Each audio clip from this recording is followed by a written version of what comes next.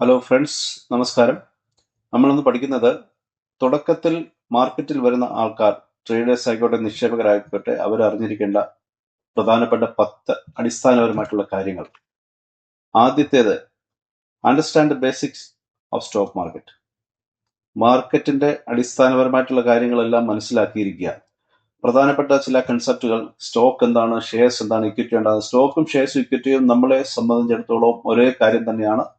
കമ്പനികളിലെ ഉള്ള ഉടമസ്ഥാവകാശമാണ് ഇതുകൊണ്ട് ഉദ്ദേശിക്കുന്നത്. ഡിവിഡൻഡ് മീൻസ് ലാഭത്തിന്റെ വിഹിതം കമ്പനി ഓണേഴ്സിന് കൊടുക്കുന്നത്, ഷെയർ ഹോൾഡേഴ്സിന് കൊടുക്കുന്നതാണ് ഡിവിഡൻഡ്. നമ്മുടെ നാട്ടിലെ പ്രധാനപ്പെട്ട ഭാരതത്തിലെ 2 എക്സ്ചേഞ്ചുകൾ എന്ന് പറയുന്നത് national stock exchange, Bombay stock exchange എന്നിവയാണ്.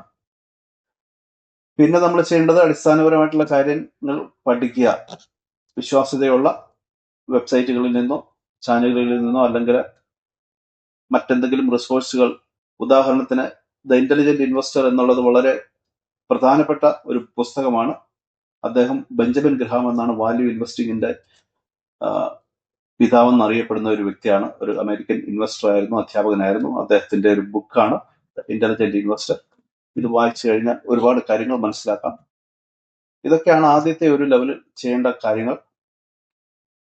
രണ്ടാമത്തെ ലെവലിൽ നമ്മളുടെ ഹ്രസ്വകാല ഗെയിൻസ് ആണോ നമ്മൾ ഉദ്ദേശിക്കുന്നത്, ഷോർട്ട് ടൈമിലേക്കുള്ള എന്തെങ്കിലും മെച്ചമാണോ നമ്മൾ സ്റ്റോക്ക് മാർക്കറ്റിൽ വന്നതുകൊണ്ട് ഉദ്ദേശിക്കുന്നത്? ഒരുപക്ഷെ ട്രേഡിംഗ് ആയിരിക്കാം, ട്രേഡിംഗ് വഴി ലാഭം ഉണ്ടാക്കാനായിരിക്കാം. ഇനി അതല്ല ലോങ് ടൈം ആണെങ്കിൽ നമുക്ക് മറ്റെന്തെങ്കിലുമൊക്കെ ബിസിനസ്സുകൾ അല്ലെങ്കിൽ ജോലിയോ ഒക്കെ ഉണ്ടാവാം. നമ്മൾ ആക്റ്റീവായിട്ട് ഇതിനകത്ത് ഉൾപ്പെടുന്നില്ല, പക്ഷെ റിസർച്ച് ചെയ്തിട്ട് ലോങ് ടൈമിലേക്ക് നമ്മൾ ഇൻവെസ്റ്റ് ചെയ്തു വെക്കുന്നു. ഇനി അതുമല്ല എങ്കിൽ പാസീവ് ഇൻകം, പണം ഇൻവെസ്റ്റ് ചെയ്തതിന് ശേഷം അതിനകത്തുനിന്ന് ഡിവിഡൻഡ് കിട്ടുക, മറ്റൊരു രീതിയിലുള്ള പാസീവ് ഇൻകം ആണ്. Call options, covered call options ചെയ്തിട്ട് ഉള്ള മന്ത്ലി ഇൻകം. ഇങ്ങനെയൊക്കെ ഉള്ള പല രീതിയിലുള്ള ഫിനാൻഷ്യൽ ഗോൾസ് നമുക്കുണ്ടാകും. അതെന്താണെന്ന് നമ്മൾ ഐഡന്റിഫൈ ചെയ്യണം. അതിനുശേഷം നമ്മളുടെ റിസ്ക് എത്രമാത്രം റിസ്ക് എടുക്കാനുള്ള കപ്പാസിറ്റി നമുക്കുണ്ട്, അതനുസരിച്ച് വേണം നമ്മൾ ഓരോ സ്ട്രാറ്റജിയും ഫൈനൽ ചെയ്യേണ്ടത് അല്ലെങ്കിൽ പ്രാക്ടീസ് ചെയ്യേണ്ടത്. മൂന്നാമത്തെ ലെവലിൽ ട്രേഡിങ്ങും ഇൻവെസ്റ്റിങ്ങും തമ്മിൽ വ്യത്യാസമുണ്ട്. ട്രേഡിംഗ് എന്ന് പറയുമ്പോൾ കൂടുതൽ ആക്റ്റീവായിട്ടുള്ള ഇൻവോൾവ്മെന്റ് അതിനകത്തുണ്ട്.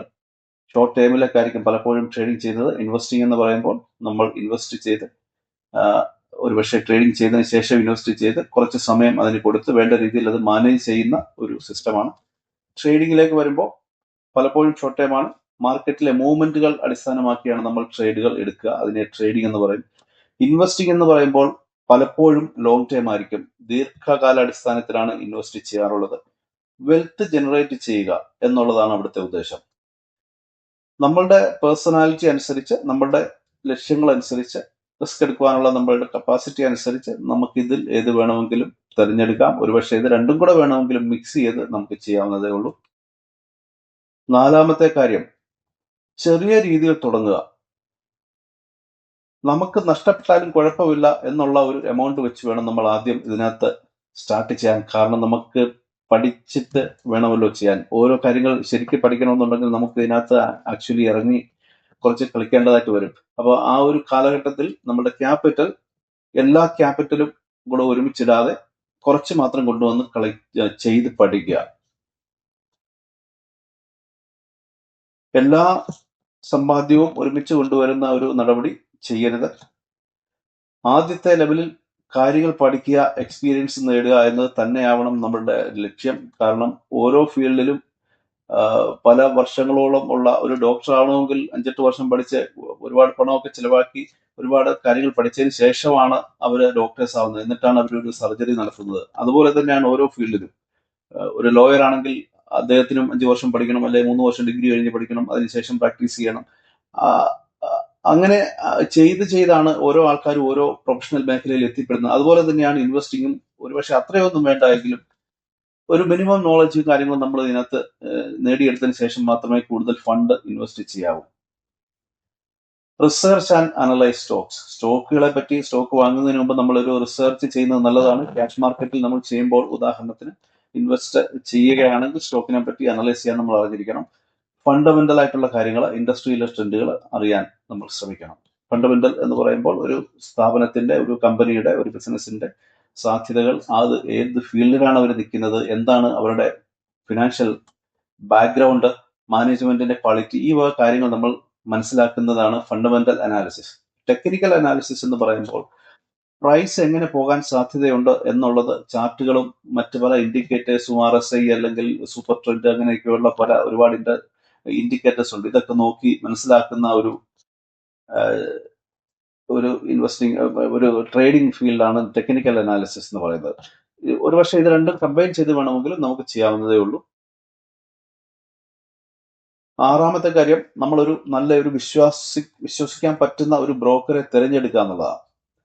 സീറോദ ഒരു ബ്രോക്കറാണ്, ജിയോജിത് ബ്രോക്കറാണ്. പല ബാങ്കുകളും, SBI, HDFC, അങ്ങനെ പല ബാങ്കുകൾക്കും അവരുടേതായിട്ടുള്ള ബ്രോക്കിംഗ് സർവീസ് ഉണ്ട്. പിന്നെ ബജാജ് ഫിനാൻസിന്റെ ബ്രോക്കിംഗ് സർവീസ് ഉണ്ട്. നമ്മൾ ഇതൊക്കെ നോക്കിയിട്ട് ഏറ്റവും കുറഞ്ഞ ബ്രോക്കറേജ് ഉള്ള, നന്നായിട്ട് ഫ്ലുവൻ്റ് ആയിട്ട് നമുക്ക് ഓപ്പറേറ്റ് ചെയ്യാൻ പറ്റുന്ന ഒരു ട്രേഡിംഗ് പ്ലാറ്റ്ഫോം ഉള്ള ഒരു ബ്രോക്കറെ നമുക്ക് തിരഞ്ഞെടുക്കാവുന്നതേ ഉള്ളൂ. അവരുടെ നിന്ന് നമുക്ക് കസ്റ്റമർ സപ്പോർട്ടും മറ്റു കാര്യങ്ങളും സമയത്ത് കിട്ടുന്ന ഒരു ബ്രോക്കർ ആയിരിക്കണം. അല്ലെങ്കിൽ ഒരു പ്രശ്നം വന്നു, ഒരു ഇഷ്യൂ വന്നു, നമ്മൾ അവരെ അപ്രോച്ച് ചെയ്തിട്ട് അവർ ഒന്നും മിണ്ടാതിരുന്നാൽ നമുക്കൊരു ആക്ഷൻ എടുക്കാൻ പറ്റാത്ത സാഹചര്യം വരും. അപ്പോൾ ആ രീതിയിലൊക്കെയുള്ള ഒരു ചെക്ക് ലിസ്റ്റ് ഉണ്ടാക്കിയിട്ട് ഒരു ബ്രോക്കറെ തിരഞ്ഞെടുക്കുക. ഏഴാമത്തെ ലെവലിൽ റിസ്ക് മാനേജ് ചെയ്യേണ്ടി വരും. Diversify your investment across sectors. പല സെക്ടറുകളിലായിട്ട് നമ്മൾ നിക്ഷേപിക്കുകയാണെങ്കിലും, ഓട്ടോ സെക്ടറിലും, pharmacy sector, FMCG sector, IT sector, ഇങ്ങനെ പല സെക്ടറുകളുണ്ട്. ഇവിടെയൊക്കെ വ്യത്യസ്ത രീതിയിൽ, വ്യത്യസ്ത ലെവലുകളിൽ നമ്മൾ നമ്മുടെ ഫണ്ട് ഇൻവെസ്റ്റ് ചെയ്താൽ ഒറ്റയടിക്ക് ഏതെങ്കിലും ഒരു സെക്ടർ താഴെ പോകുമ്പോൾ നമുക്ക് ബാക്കിയുള്ള സെക്ടറിൽ നമുക്ക് നഷ്ടമുണ്ടാത്തൊരു സാഹചര്യം, അത് റിസ്ക് മാനേജ്മെന്റിന്റെ ഒരു ആസ്പെക്റ്റ് ആണ്. അത് നമ്മൾ ചെയ്യണം. അതോടൊപ്പം തന്നെ നമ്മൾ ക്യാഷ് മാർക്കറ്റിലാണ്, അതായത് ഷെയർ വാങ്ങി വെച്ച് ദീർഘകാലത്തേക്ക് വെക്കുന്ന ആളാണ്. എന്നാൽ പോലും റിസ്ക് മാനേജ്മെന്റിന്റെ ഭാഗമായിട്ട് ഹെഡ്ജിങ് ടെക്നോളജികൾ പഠിച്ചിരിക്കണം. ഓപ്ഷൻസ് ഉപയോഗിച്ച് ഹെഡ്ജ് ചെയ്യാൻ പറ്റും, ഫ്യൂച്ചർ ഉപയോഗിച്ചും ചെയ്യാൻ പറ്റും. പക്ഷെ ഏറ്റവും നമുക്ക് ഗുണം കിട്ടുന്നത് ഓപ്ഷൻസ് ഉപയോഗിച്ച് ചെയ്യുന്നതാണ്. സ്റ്റോക്ക് എടുക്കുമ്പോഴും ഓപ്ഷൻ ഉപയോഗിച്ച് സ്റ്റോക്ക് സെലക്ട് ചെയ്ത് എടുക്കാൻ പറ്റും. സ്റ്റോക്ക് കയ്യിൽ വെക്കുമ്പോഴും ഓപ്ഷൻ ഉപയോഗിക്കാൻ പറ്റും. സ്റ്റോക്ക് വിൽക്കാൻ തീരുമാനിക്കുമ്പോഴും ഓപ്ഷൻ ഉപയോഗിക്കാൻ പറ്റും. അത് വിശദമായിട്ട് വീഡിയോസ് ഈ ഒരു ചാനലിൽ ഞാൻ അപ്ഡേറ്റ് ചെയ്യുന്നുണ്ട്. ഏറ്റവും കൂടുതൽ നമുക്ക് ബെനിഫിഷ്യൽ ആയിട്ട് വരുന്ന ഒരു ആസ്പെക്ട് ഓപ്ഷൻസ് തന്നെയാണ് റിസ്ക് മാനേജ്മെന്റിന്റെ കാര്യത്തിൽ. അടുത്ത ലെവലിൽ സ്റ്റേ ഇൻഫോംഡ് അബൌട്ട് മാർക്കറ്റ്. മാർക്കറ്റിൽ നടക്കുന്ന കാര്യങ്ങൾ നമ്മൾ എപ്പോഴും അറിഞ്ഞിരിക്കണം. സാമ്പത്തികമായിട്ടുള്ള ചില ഇൻഡിക്കേറ്റേഴ്സ് ഉണ്ട്. ഉദാഹരണത്തിന് ഇൻഫ്ലേഷനുമായിട്ട് ബന്ധപ്പെട്ട ചില റിപ്പോർട്ടുകൾ ഏജൻസികൾ പുറപ്പെടുവിക്കാറുണ്ട്. ഇൻട്രസ്റ്റ് റേറ്റിന്റെ കാര്യം റിസർവ് ബാങ്ക് ഓഫ് ഇന്ത്യ അല്ലെങ്കിൽ US ഫെഡ് അങ്ങനെയുള്ള സ്ഥാപനങ്ങളിൽ നിന്ന് പുറത്തു വരാറുണ്ട്. നമ്മളത് അറിഞ്ഞിരിക്കണം. കാരണം അതിനൊക്കെ ഒരു റെസ്പോൺസ് മാർക്കറ്റിൽ നിന്നുണ്ടാവും. ആഗോളതലത്തിൽ നടക്കുന്ന കാര്യങ്ങൾ, സാമ്പത്തികമായിട്ടുള്ള കാര്യങ്ങൾ മാത്രമല്ല, മറ്റെന്തെങ്കിലും വിഷയങ്ങൾ, ഒരുപക്ഷെ കോവിഡ് പോലെയുള്ള കാര്യങ്ങൾ അല്ലെങ്കിൽ എന്തെങ്കിലും യുദ്ധങ്ങൾ ഒക്കെ നമ്മൾ അറിഞ്ഞിരിക്കണം. കാരണം അതിനൊക്കെ സ്റ്റോക്ക് മാർക്കറ്റിനെ ഇൻഫ്ലുവൻസ് ചെയ്യും, അല്ലെങ്കിൽ വളരെ വലിയ രീതിയിലുള്ള മാറ്റങ്ങൾ കോവിഡ് കാലത്ത് നമ്മൾ കണ്ടതാണ്. അങ്ങനെയൊക്കെ സംഭവിക്കാൻ സാധ്യതയുണ്ട്. പക്ഷെ നമ്മൾ അത് അറിഞ്ഞു കഴിഞ്ഞാൽ നമുക്ക് എന്തെങ്കിലും ഒരു റിസ്ക് മാനേജ്മെന്റിന്റെ ഭാഗമായിട്ട് എന്തെങ്കിലും ചെയ്യാൻ പറ്റും. പിന്നെ നമ്മൾ അറിയേണ്ടത് കമ്പനി സ്പെസിഫിക് ആയിട്ട്, കമ്പനികൾ ഓരോ 3 മാസം കൂടുമ്പോഴും അവരുടെ റിസൾട്ടുകൾ പബ്ലിഷ് ചെയ്യാറുണ്ട്. വർഷത്തിലൊരിക്കൽ മെയിൻ റിപ്പോർട്ട് വരാറുണ്ട്. അല്ലെങ്കിൽ കമ്പനികൾ മറ്റെന്തെങ്കിലും സ്ഥാപനങ്ങളെ ഏറ്റെടുക്കുകയോ, അല്ലെങ്കിൽ ഈ കമ്പനികളെ മറ്റ് സ്ഥാപനങ്ങൾ ഏറ്റെടുക്കുകയോ, ഇങ്ങനെയുള്ള കമ്പനി സ്പെസിഫിക് ആയിട്ടുള്ള കാര്യങ്ങളും നമ്മൾ അറിഞ്ഞിരിക്കണം. 9ാമത്തെ ലെവലിൽ ഇമോഷൻ ആണ്. ഈ പറഞ്ഞ ഈ 10 കാര്യങ്ങൾ പറയുമ്പോൾ ഇതിൽ ഏറ്റവും പ്രധാനപ്പെട്ട ഒന്ന് ഇമോഷണൽ ട്രേഡിംഗ് തന്നെയാണ്. നമ്മളുടെ ഫിയർ ആൻഡ് ഗ്രീഡ്, അത് നമ്മളുടെ ട്രേഡിംഗ് സ്ട്രാറ്റജിയെ തകരാറിലാക്കാനുള്ള എല്ലാ സ്കോപ്പും ഉള്ളതാണ്. നമ്മുടെ ഫിയർ ആൻഡ് ഗ്രീഡ്, ഇത് രണ്ടും കൺട്രോൾ ചെയ്യുവാൻ നമ്മൾ തീർച്ചയായിട്ടും പഠിക്കണം. അത് എങ്ങനെയാന്ന് വെച്ചാൽ അത് ഏറ്റവും പ്രധാനപ്പെട്ട ഒരു ആസ്പെക്ട് തന്നെയാണ് ഇമോഷണൽ ട്രേഡിംഗ്. പല ആൾക്കാരും മാർക്കറ്റിൽ നിന്ന് ഔട്ടായി പോകാറുണ്ട്, കാരണം അവർക്ക് അവരുടെ ഇമോഷൻ കൺട്രോൾ ചെയ്യാൻ പറ്റാത്തതുകൊണ്ട്. നമുക്കൊരു ട്രേഡിംഗ് പ്ലാൻ ഉണ്ടാക്കിയിട്ട് ആ പ്ലാൻ അനുസരിച്ച് വേണം നമ്മൾ ഓരോ ട്രേഡും എടുക്കാൻ. ബൈ ആയാലും സെൽ ആയാലും ഹോൾഡ് ആയാലും നമ്മൾ ട്രേഡിംഗ് പ്ലാൻ ഉണ്ടാക്കി അതനുസരിച്ച് ചെയ്യുക. അല്ലാതെ വെറുതെ മനസ്സിൽ എന്തെങ്കിലും ഒരു തോന്നൽ വന്നിട്ട് ഒരു ട്രേഡ് എടുക്കരുത്. നഷ്ടങ്ങൾ ഒരു പക്ഷെ വന്നേക്കാം. ഒരു പക്ഷെ ഏതെങ്കിലും ഒരു കമ്പനി ഫ്യൂച്ചർ ഇല്ലാത്തൊരു സാഹചര്യം എപ്പോഴേലും വന്നു കഴിഞ്ഞാൽ നമ്മൾ ആ ഒരു ലോസ് അക്സെപ്റ്റ് ചെയ്തിട്ട് ഒരു പക്ഷെ ആ സ്റ്റോക്ക് വിറ്റുമാറാനുള്ള ഒരു തീരുമാനം നമുക്ക് എടുക്കേണ്ടി വന്നേക്കാം. അപ്പോൾ ലോസിലാണ് നമ്മൾ ചെയ്യുന്നതെങ്കിലും നമ്മളത് ചെയ്തേ പറ്റുള്ളൂ, അല്ലെങ്കിൽ ഫർദർ ലോസ് വരും. ആ ഒരു സാഹചര്യത്തിൽ ഞാൻ സ്റ്റോപ്പ് ലോസിന്റെ കാര്യമല്ല പറയുന്നത്, ഫണ്ടമെന്റൽ ആയിട്ട് എന്തെങ്കിലും പ്രശ്നം കാരണം കമ്പനികൾ ഇല്ലാതാവുന്ന ഒരു സാഹചര്യം വല്ലപ്പോഴും വന്നാൽ, വളരെ റെയർ ആയിട്ടാണ് സംഭവിക്കുക, അഥവാ വന്നാൽ അങ്ങനെ ഒരു തീരുമാനം എടുക്കേണ്ടി വന്നാൽ ലോസ് നമ്മൾ അക്സെപ്റ്റ് ചെയ്തുകൊണ്ട് മുന്നോട്ട് പോവുക. ട്രേഡിങ്ങിന്റെ കാര്യത്തിൽ വരുമ്പോഴേക്കും ആൾക്കാർ ചെയ്യാറുണ്ട് സ്റ്റോപ്പ് ലോസ് എന്ന് പറഞ്ഞിട്ട് ഒരു സംഭവം. ഞാനത് അഡ്വൈസ് ചെയ്യാറില്ല. കാരണം സ്റ്റോപ്പ് ലോസ് ചെയ്താൽ അതൊരു പ്രോപ്പർ വേ അല്ല. അതിലും ബെറ്റർ ആയിട്ടുള്ള മാർഗങ്ങൾ ഓപ്ഷൻ പഠിച്ചു കഴിഞ്ഞാൽ നമുക്ക് കിട്ടും. പേപ്പർ ട്രേഡിംഗ് എന്നുകൊണ്ട് ഉദ്ദേശിക്കുന്നത് നമ്മളുടെ പണം നേരിട്ട് നമ്മൾ ഡെപ്പോസിറ്റ് ചെയ്ത് ട്രേഡിംഗ് ആക്ച്വലി ക്യാഷ് വെച്ച് ചെയ്യാതെ മാർക്കറ്റിലെ മൂവ്മെന്റ് അനുസരിച്ച് നമ്മളുടെ കയ്യിലുള്ള ഒരു ബുക്കും പേപ്പറും ഉപയോഗിച്ച് അതിനകത്ത് ഓരോന്ന് എഴുതി നമുക്ക് ചെയ്യാൻ പറ്റും. അതല്ലെങ്കിൽ ഏതെങ്കിലും ഡിമോ അക്കൗണ്ടുകൾ എവിടെയെങ്കിലും ഓപ്പൺ ചെയ്തിട്ട് അങ്ങനെ വേണമെങ്കിലും ചെയ്യാം. അപ്പൊ അവർ നമ്മുടെ പ്ലാറ്റ്ഫോമിനകത്ത് വെർച്വൽ മണി ഇടും, അത് വെച്ച് നമുക്ക് ട്രേഡ് ചെയ്യാൻ പറ്റും. നമുക്കപ്പോൾ മാർക്കറ്റിന്റെ ഒരു നമ്മളുടെ തീരുമാനങ്ങൾ എടുത്ത് നമ്മുടെ തീരുമാനങ്ങൾ ശരിയോ തെറ്റോ എന്നുള്ള രീതിയിൽ നമുക്ക് ഏകദേശം ഒരു ഐഡിയ കിട്ടുമെന്ന് മാത്രമേ ഉള്ളൂ. പക്ഷെ ഇതുകൊണ്ട് വലിയ ഗുണമൊന്നും ഇല്ല. കാരണം നമുക്ക് നമ്മളുടെ ആക്ച്വൽ ക്യാഷ് അവിടെ ഇല്ലാത്തിടത്തോളം നമുക്ക് ശരിക്കും പഠിക്കാൻ പറ്റുന്നില്ല. എന്നാലും അതൊരു റിസ്ക് ഫ്രീ എൻവയോൺമെന്റ് ആണ്. നമുക്കങ്ങനെ ടെസ്റ്റ് ചെയ്യാൻ നോക്കും സ്ട്രാറ്റജികൾ വർക്ക് ആവുന്നുണ്ടോ എന്നുള്ളത്. അങ്ങനെ ചെയ്ത് നമുക്ക് കുറച്ചൊക്കെ എക്സ്പീരിയൻസ്, ഒരു മൊത്തം ഒരാൾക്ക് 100% എക്സ്പീരിയൻസ് വേണമെന്നുണ്ടെങ്കിൽ ഒരു 5% ഒക്കെ വേണമെങ്കിൽ നമുക്ക് പേപ്പർ ട്രേഡിംഗ് ചെയ്യുന്നതിലൂടെ കിട്ടും. അതിലും നല്ലൊരു ഓപ്ഷനാണ് ഫോർവേഡ്. പേപ്പർ ട്രേഡിംഗ് തന്നെയാണ് നമ്മൾ കുറച്ചുകൂടെ കാര്യങ്ങൾ മാക്സിമം എടുത്തിട്ട് കുറച്ചുകൂടി സിസ്റ്റമാറ്റിക് ആയിട്ട് ഒരു ഫോർവേഡ് ടെസ്റ്റിംഗ് നമുക്ക് ചെയ്തെടുക്കാൻ പറ്റും.